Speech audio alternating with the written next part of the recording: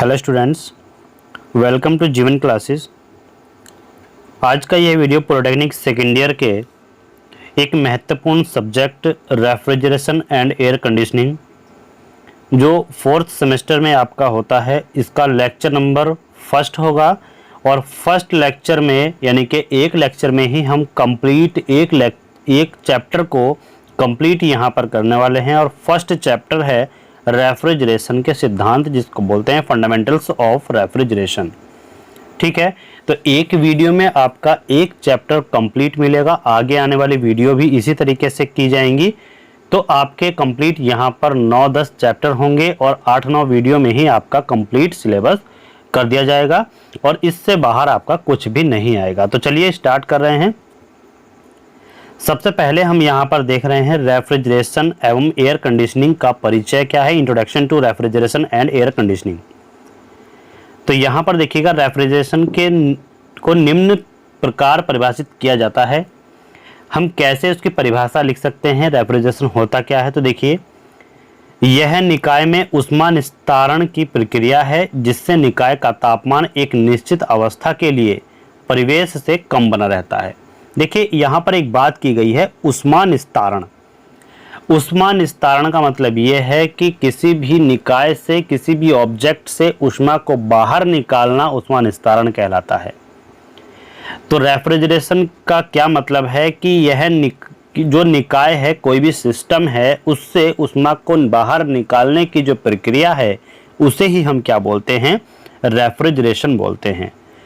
जिससे कि निकाय का तापमान एक निश्चित अवस्था के लिए परिवेश से कम बना रहता है। मतलब कहने का ये है कि बाहर का जो वातावरण है, गर्मियों में हम देखते हैं कि बाहर का वातावरण गर्म होता है और कमरे का तापमान जो अंदर है उसे जो है हम ठंडा करने के लिए एसी का प्रयोग करते हैं।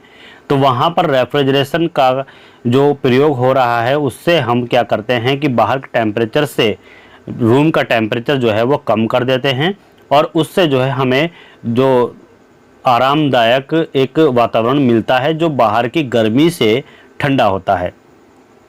ठीक है, refrigeration is the process of removing heat from the system under controlled conditions in such A way that the temperature of the system is lowered from surrounding. बाहर के टेम्परेचर से लोअर टेम्परेचर होता है जो आपका रूम का होता है। ठीक है, इसके अंतर्गत हमें जो है कंटिन्यूस ऊष्मा निस्तारण करना होता है, यानी कि लगातार ऊष्मा को निकालते रहना होता है, जिससे निकाय का तापमान जो है वो निम्न बना रहता है, कम बना रहता है। वह विज्ञान जिसके अंतर्गत हम निकाय का तापमान परिवेश के तापमान से कम बनाए रखते हैं उसको हम क्या बोलते हैं, रेफ्रिजरेशन बोलते हैं। ठीक है, यानी कि हम बोल सकते हैं कि विज्ञान की वह शाखा जिसके अंतर्गत हम किसी भी सिस्टम का, किसी भी निकाय का, सिस्टम को ही हिंदी में निकाय कहते हैं, तो किसी भी सिस्टम का तापमान जो है, बाहर का जो वातावरण, सराउंडिंग का जो टेम्परेचर है उससे कम बनाए रखते हैं, उसी को हम क्या बोलते हैं, रेफ्रिजरेशन बोलते हैं। वह सभी अवयव जो निकाय का तापमान कम बनाए रखते हैं सम्मिलित रूप से रेफ्रिजरेशन निकाय यानी कि रेफ्रिजरेशन सिस्टम कहलाते हैं। कोई भी ऐसा सिस्टम हो जो सराउंडिंग यानी कि बाहर के टेम्परेचर से अंदर का टेम्परेचर जो है वो कम कर दे, तो उसी को हम क्या बोलते हैं, रेफ्रिजरेशन। सभी वो रेफ्रिजरेशन सिस्टम कहलाएंगे।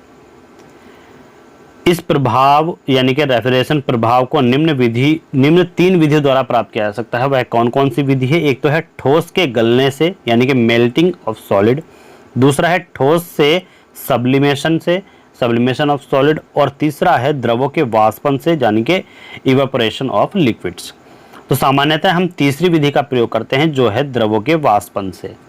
ठीक है, तो रेफ्रिजरेशन के अनुप्रयोग यानी कि एप्लीकेशन ऑफ रेफ्रिजरेशन क्या है? तो रेफ्रिजरेशन के अनुप्रयोग कहाँ पर है? बर्फ के निर्माण में हम रेफ्रिजरेशन का प्रयोग करते हैं, यानी कि जो हमारा कूलर होता है उसमें हम बर्फ़ को जमाते हैं, बर्फ़ का यूज़ करते हैं, तो कूलर जो है एक रेफ्रिजरेशन ही है। खाद्य सामग्री के परिवहन में या ट्रांसपोर्टेशन ऑफ फूड्स में, जैसे वो ख़राब ना हो, लंबे समय तक रखना हो, तो हम उसमें उसका प्रयोग करते हैं। औद्योगिक वायु कंडीशंस यानी कि इंडस्ट्रियल एयर कंडीशनर में इसका प्रयोग होता है। वायु कंडीशनर, एयर कंडीशनर में इसका प्रयोग होता है। और रासायनिक उद्योगों यानी कि केमिकल्स इंडस्ट्रीज़ में भी इसका काफ़ी मात्रा में प्रयोग होता है।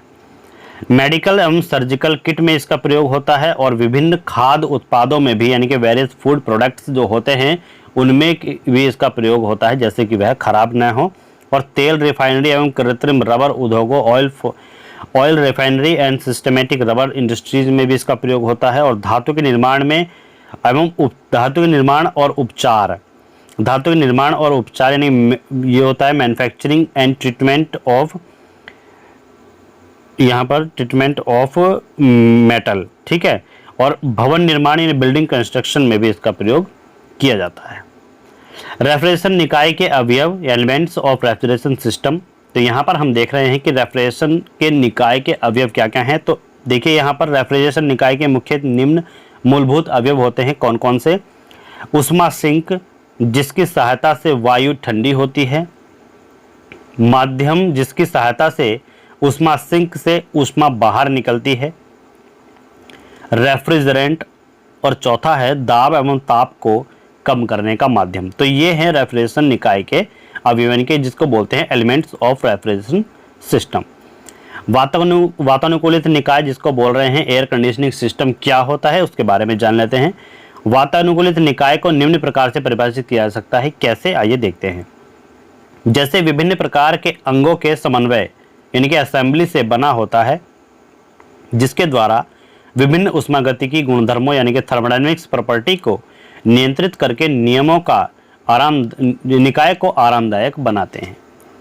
विभिन्न ऊष्मागतिकी गुणधर्म निम्नलिखित हैं। तो ऊष्मागतिकी गुणधर्म यानी कि जो हमारे पास हम बोलते हैं ऊष्मागतिकी गुणधर्मों को इंग्लिश में थर्मोडायनेमिक्स प्रॉपर्टी। तो थर्मोडायनेमिक्स प्रॉपर्टी कौन कौन सी हैं? जैसे तापमान यानी कि टेम्परेचर, आर्द्रता ह्यूमिडिटी, आणविक गति मॉलिक्यूलर मोशन, और वातावरणीय शुद्धता एटमॉस्फेरिक प्योरिटी। एयर कंडीशन निकाय के अवयव, elements of air condition systems. तो अवयव कौन कौन से हैं? प्रमुख अवयव निम्नलिखित हैं। कौन कौन से? एक तो पंखा होता है, वो भी एयर कंडीशनर का काम करता है। फिल्टर होते हैं, रेफ्रिजरेशन प्लांट होता है, हीटर होता है, आर्द्रीकरण एवं निआर्द्रीकरण होता है, ये उपकरण जो होते हैं ह्यूमिडिफिकेशन और डिह्यूमिडिफिकेशन इक्विपमेंट्स, और नियंत्रण निकाय कंट्रोल सिस्टम, ये सभी जो है एयर कंडीशनिंग के निकाय के अवयव होते हैं। रेफ्रिजरेशन की इकाई क्या होती है? वेरी वेरी इंपॉर्टेंट है। रेफ्रिजरेशन की इकाई यानी कि यूनिट ऑफ रेफ्रिजरेशन। तो याद रखिएगा, रेफ्रिजरेशन को प्रायोगिक रूप से हम टन ऑफ रेफ्रिजरेशन बोलते हैं, जिसको इंग्लिश में लिखते हैं शॉर्ट फॉर्म में TR। किसे लिखते हैं? TR से लिखते हैं, जिसको बोलते हैं रेफ्रिजरेशन टन। यानी कि हम बोल सकते हैं कि रेफ्रिजरेशन को हम रेफ्रिजरेशन टन में मापते हैं। और टन ऑफ रेफ्रिजरेशन को निम्न प्रकार से परिभाषित किया जा सकता है। कैसे?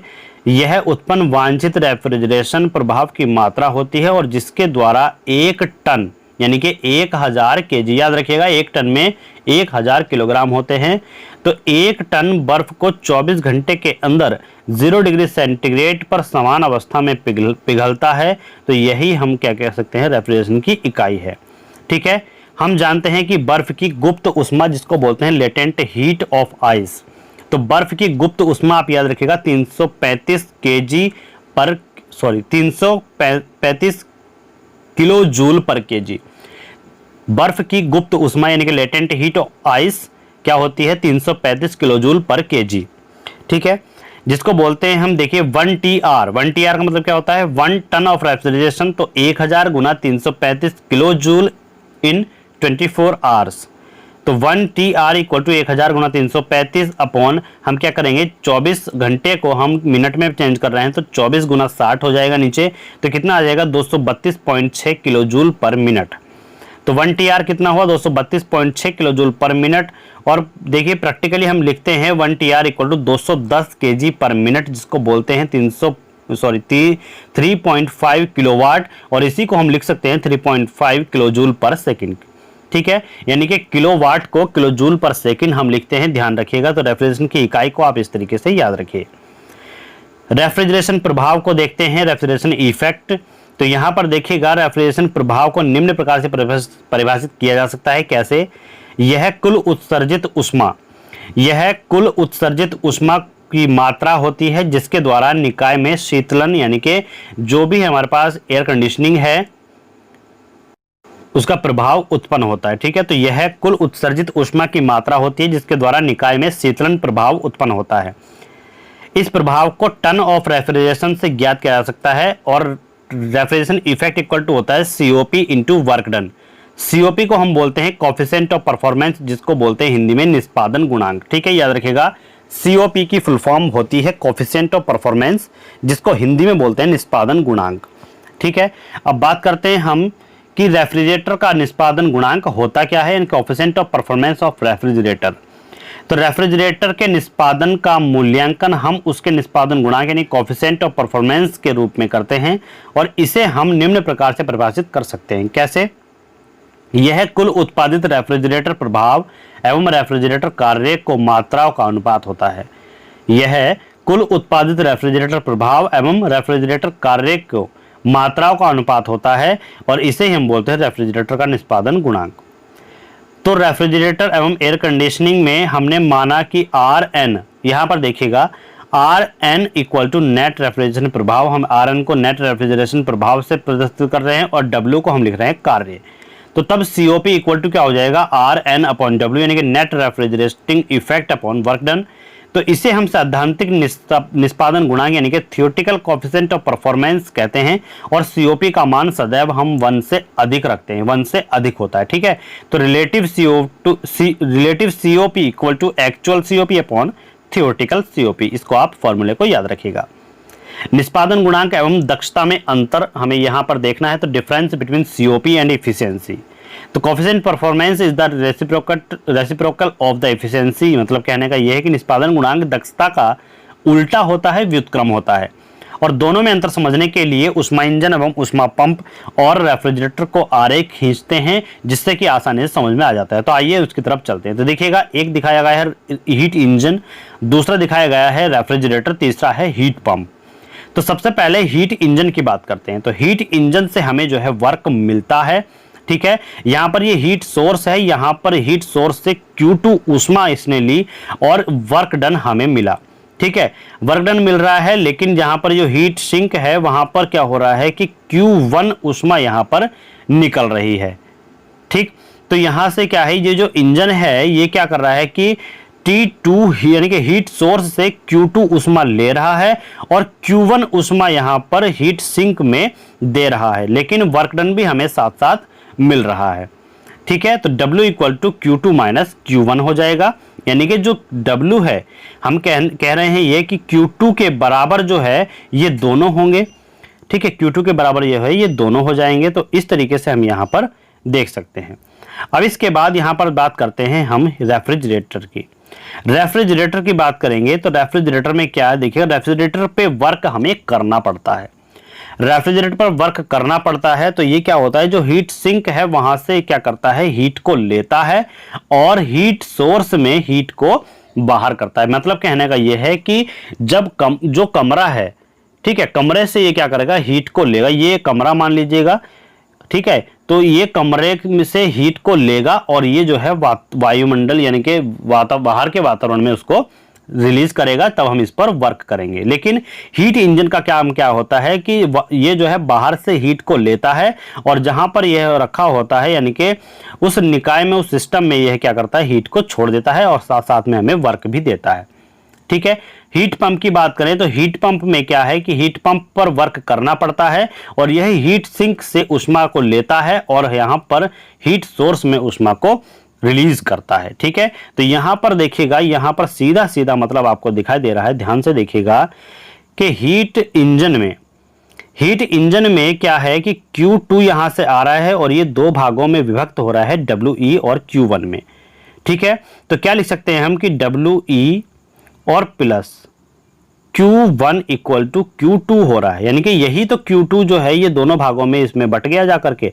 ठीक है, तो यहां पर हम लिख सकते हैं W equal to Q2 minus Q1। और यहां पर देखिएगा कि ये Q1 और ये WR जो है इसमें जाकर के मिल रहे हैं और ये जो है किसके बराबर हो रहा है, Q2 के बराबर हो रहा है।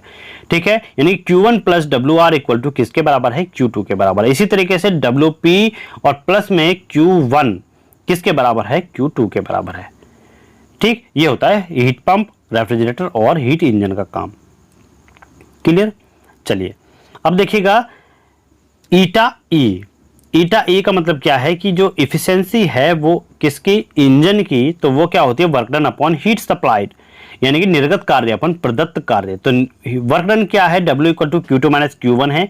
और हीट सप्लाई कहां से हो रही है, हीट इंजन में देखिएगा हीट सप्लाई हो रही है यहां से Q2, तो heat supply equal to Q2, तो Q2 minus Q1 upon Q2 हो जाता है हीट इंजन की इफिशियंसी। अब कोएफिशिएंट ऑफ रेफ्रिजरेटर क्या होता है, refrigerating effect upon refrigeration work. तो रेफ्रिजरेटिंग प्रभाव अपॉन रेफ्रिजरेशन कार्य, तो रेफ्रिजरेशन प्रभाव क्या है, Q1 से वो हीट ले रहा है और कार्य क्या कर रहा है, Q2 माइनस Q1 कर रहा है। इसी तरीके से COP ऑफ पंप यानी कि produce effect upon work done, उत्पन्न वांछित प्रभाव अपॉन कार्य, तो Q2 upon Q2 minus Q1 हो जाएगा। तो याद रखिएगा COP of pump, COP of refrigerator और इफिशियंसी ऑफ हीट इंजन। अब यहां पर हम देख रहे हैं कि COP ऑफ पंप, पंप की COP और रेफ्रिजरेटर के COP में संबंध क्या है। तो देखिए COP of pump Q2 upon Q2 minus Q1 होता है, COP of refrigerator Q1 upon Q2 minus Q1 होता है। ठीक है, तो यहां पर हम देख सकते हैं कि COP equal to Q2 upon Q2 minus Q1 plus 1 कह सकते हैं, लेकिन हम यहां पर देख रहे हैं कि COP equal to COPR plus 1, COPR plus 1 यहां पर हो रहा है, क्योंकि यहां पर देख रहे हैं कि जो COP पंप की है वह जो है COP ऑफ R यानी कि रेफ्रिजरेटर COP में एक ज्यादा के बराबर है। ठीक है, अब बात करते हैं रेफ्रिजरेशन की विधि क्या क्या है, मेथड ऑफ रेफ्रिजरेटर। देखिए रेफ्रिजरेशन की विधि, मेथड ऑफ रेफ्रिजरेशन क्या है। रेफ्रिजरेशन की मुख्य निम्न विधियां हैं, कौन कौन सी, बर्फ रेफ्रिजरेशन, वायु रेफ्रिजरेशन, वाष्प संपीड़न रेफ्रिजरेशन, वाष्प अवशोषण रेफ्रिजरेशन, विशेष रेफ्रिजरेशन, कैस्केड रेफ्रिजरेशन, मिश्रित रेफ्रिजरेशन, वर्टेक्स नली रेफ्रिजरेशन, तापीय विद्युत रेफ्रिजरेशन और वाष्प जेट रेफ्रिजरेशन। ठीक है, तो दोस्तों ये थे हमारे जो RAC जिसको बोलते हैं refrigeration and air conditioning subject है, काफी ज्यादा इंपॉर्टेंट है, थर्मल से रिलेटेड है, तो इस सब्जेक्ट को बिल्कुल भी इग्नोर ना कीजिएगा, ध्यान से पढ़िएगा। तो यहां पर ये एक चैप्टर आपका कंप्लीट हो जाता है। नेक्स्ट वीडियो में मिलते हैं नेक्स्ट चैप्टर के साथ, और अब हम यहां पर कंप्लीट एक वीडियो में एक चैप्टर आपको देने वाले हैं। तो बने रहिएगा हमारे YouTube चैनल पर जीवन क्लासेस, और यहां पर आपको सभी सब्जेक्ट मिलने वाले हैं। और लास्ट में जब आपके एग्जाम होंगे तो दोस्तों आप देख सकते हैं पिछले पेपर उठा करके, और यहां पर जो वीडियो अपलोडेड है उस वीडियो को आप देखिएगा कि आपके कम से कम आपके 80 से 85% तक के क्वेश्चन वहां पर उस वीडियो से मिलते हैं। तो हम यहां पर आपको कंप्लीट ये सिलेबस देंगे, और इसके बाद आपको इंपोर्टेंट क्वेश्चन सॉल्यूशन सहित यहां पर मिलने वाले हैं। आपको कुछ भी और नहीं पढ़ना पड़ेगा, बस केवल आप इसको कंप्लीट करके जाइएगा, और इन क्वेश्चन को जो हम आपको बाद में वीडियो के माध्यम से देंगे उनको कंप्लीट करके जाइएगा। आपका पेपर 80 प्लस आपका 100% जाएगा, इसका हमें पूर्ण विश्वास है। तो thank you, thanks for watching. मिलते हैं नेक्स्ट वीडियो में, जल्द ही आपको नेक्स्ट वीडियो मिल जाएगी। वीडियो को लाइक कीजिएगा, चैनल को सब्सक्राइब करके रखिएगा और बेल आइकन को प्रेस करके रखिएगा, तभी आपको जो है न्यू वीडियो का नोटिफिकेशन सबसे पहले आपको अपने मोबाइल पर मिल जाएगा।